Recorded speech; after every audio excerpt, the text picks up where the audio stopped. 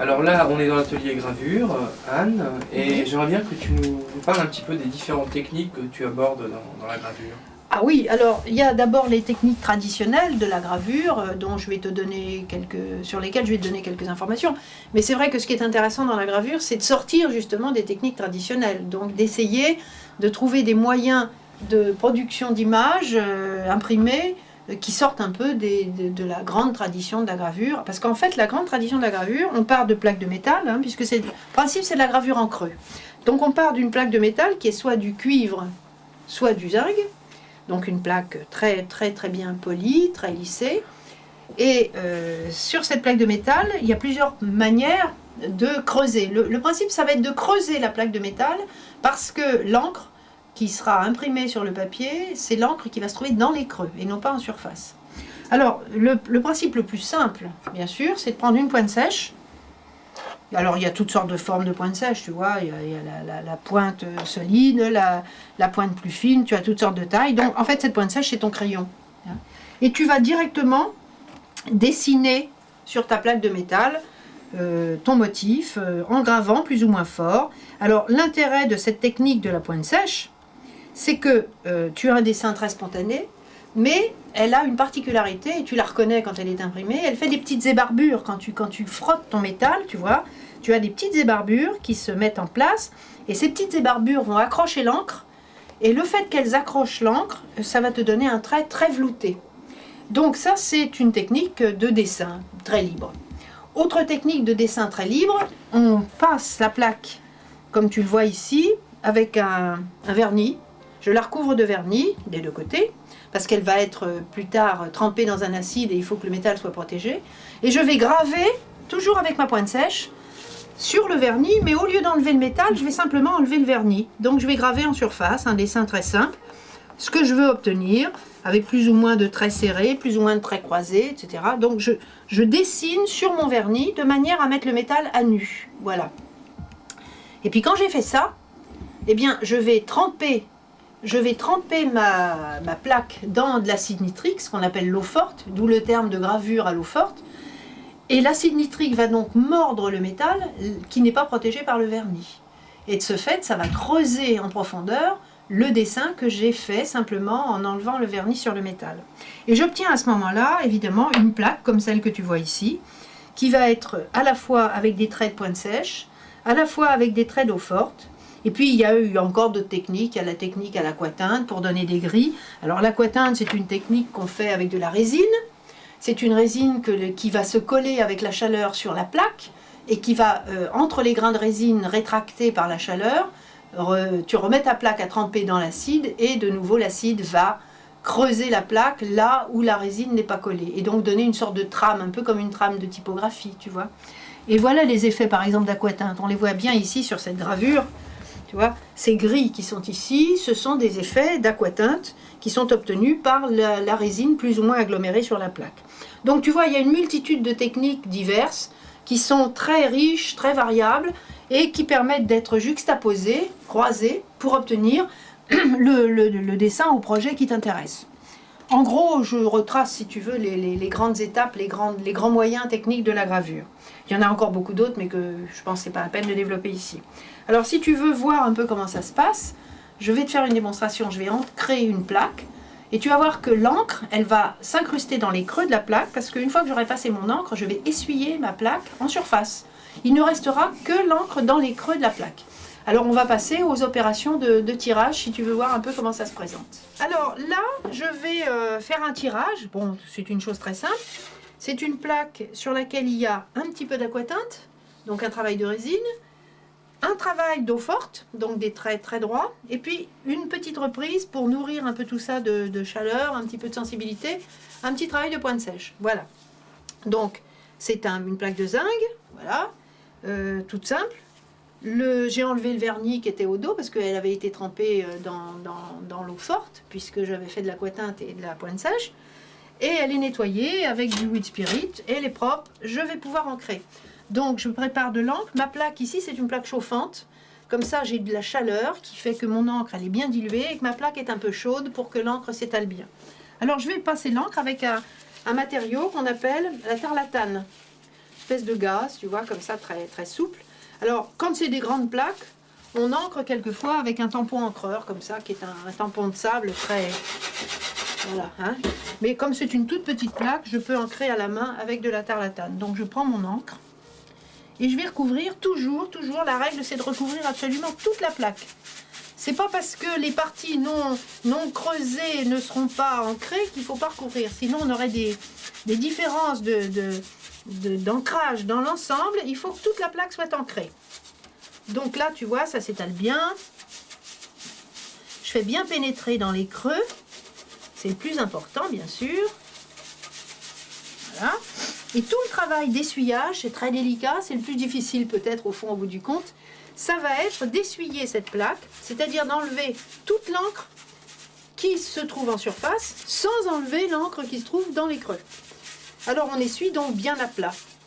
C'est-à-dire qu'on ne va pas essuyer, ça c'est pour ancrer. Mais après, je vais travailler vraiment le plus plat possible. Alors, j'essuie avec une autre tarlatane un tout petit peu plus légère, beaucoup plus souple. Je vais enlever l'excès d'encre d'abord, dans un premier temps. Très légèrement, j'enlève l'excès d'encre. Et je vais voir peu à peu ma plaque se découvrir. Alors, le travail de l'ancrage, bon, il y a des gens qui sont spécialisés, qui sont des imprimeurs, qui ne font que ça, qui ne font pas de gravure, mais qui ne font que les tirages de la gravure. Alors l'intérêt dans mon atelier et dans l'atelier de certains créateurs, c'est d'avoir une presse parce que ça permet de faire des essais de tirage, même s'ils sont moins contrôlés qu'un imprimeur professionnel, mais de voir un petit peu comment la gravure évolue, s'il y a des choses qui ne vont pas, de reprendre, et ça c'est vraiment très très intéressant. Donc j'essuie, je vais essuyer le support, sinon je vais être embourbée avec l'encre partout. Voilà. Et je continue d'essuyer, toujours cette fois avec une tarlatane plus propre, toujours en surface. Et je ne sais pas si tu vois, peu à peu, ma plaque revient de plus en plus claire, mais toujours avec les parties noires qui sont creusées. Et puis alors là, j'ai plusieurs solutions. Le meilleur matériau, c'est le papier bottin. Le papier des bottins, et bientôt il n'y en aura plus et c'est dommage. Mais c'est un matériau, comme les feuilles sont imprimées et que le papier est très souple, il permet un essuyage très à plat. L'encre du papier d'imprimerie retient l'encre qui est sur la plaque et en même temps ça fait un frottage très à plat, ce qui permet d'essuyer la plaque au plus près. Tu vois, il y a une grosse partie de l'encre de surface qui disparaît et ma plaque est presque dénudée. Alors là j'avance. C'est un travail progressif, c'est un travail de lenteur.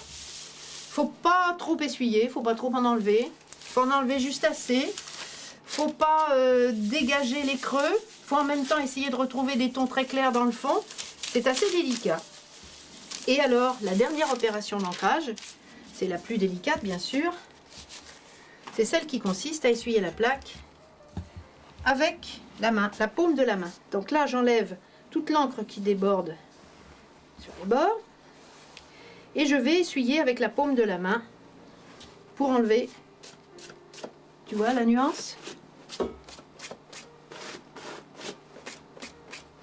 D'où les tabliers. Et plus le tablier est sale, et mieux il est pratique parce que ça accroche bien l'encre qu'on a sur la main. Alors ça c'est la partie la plus délicate de l'essuyage. Parce que la main, si tu la serres trop fort et si tu restes trop longtemps sur ta plaque, va enlever l'encre qui est dans les creux. Donc il faut vraiment rester des coups secs et très en surface.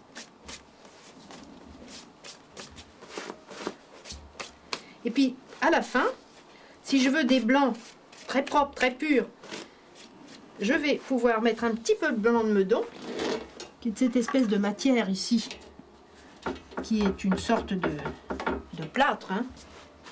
Blanc de meudon, mais très peu. Et je vais obtenir, tu vois tout de suite, tu vois la différence? Là, je retrouve quasiment la lumière de ma plaque. Voilà.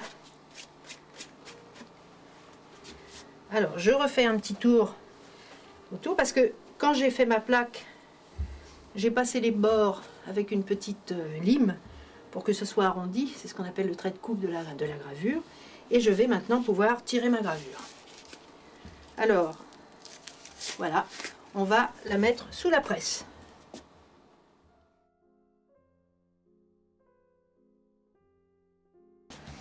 J'ai mis un repère là, parce que quand on veut tirer plusieurs gravures, il faut que le repère soit toujours le même par rapport au format du papier. Donc je pose ma plaque qui est ici. Et je vais installer sur cette plaque un papier qui est trempé depuis hier soir. Il est dans l'eau de manière à devenir extrêmement souple. Je vais simplement l'éponger entre des buvards. Voilà. Je le prends avec des petits outils qui s'appellent des pincettes. Parce qu'évidemment, je n'ai pas les mains propres. Hein. J'ai quand même touché de l'encre, les plaques, tout ça, c'est pas très propre. Donc voilà. Je vais essorer un tout petit peu en surface mon papier.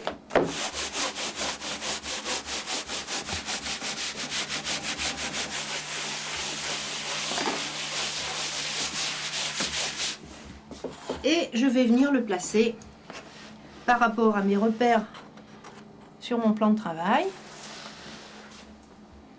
Alors on voit, c'est un beau papier d'arche, tu vois, parce qu'on voit le bord de cuve. Ce bord de cuve, c'est cette façon dont le papier est arraché sur le côté. C'est un papier chiffon, c'est un papier très souple. Et je vais le placer en essayant de le centrer. Une fois qu'il est posé, je ne peux plus bouger du tout. Sinon, il y aurait des traces d'encre sur mon papier. Alors, les feutres qui sont là vont permettre une certaine souplesse par rapport au rouleau. Et je vais passer ma plaque sous le rouleau. Voilà.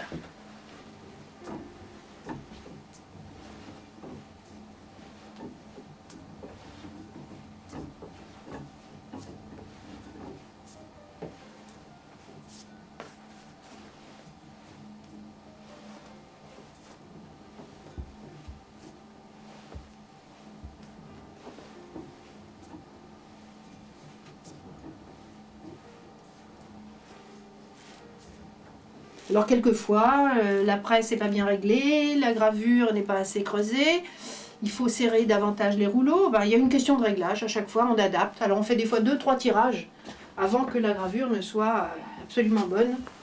On va voir ce que ça donne. C'est toujours le petit instant de surprise. Voilà.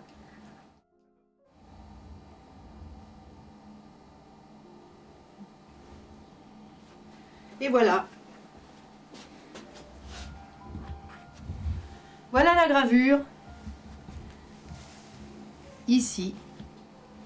Alors, chaque tirage, évidemment, est un peu individuel, parce que selon que j'ai essuyé, pas beaucoup essuyé, trop essuyé, ou que j'ai laissé les choses, à partir de là, je peux nuancer, essuyer un petit peu moins ici, ou laisser plus de noir. Donc, ce qui est intéressant d'avoir la presse sur place, c'est qu'à chaque tirage, je peux rectifier pour l'essuyage suivant. Et donc, essayer d'approcher au plus près de mon projet initial. Voilà.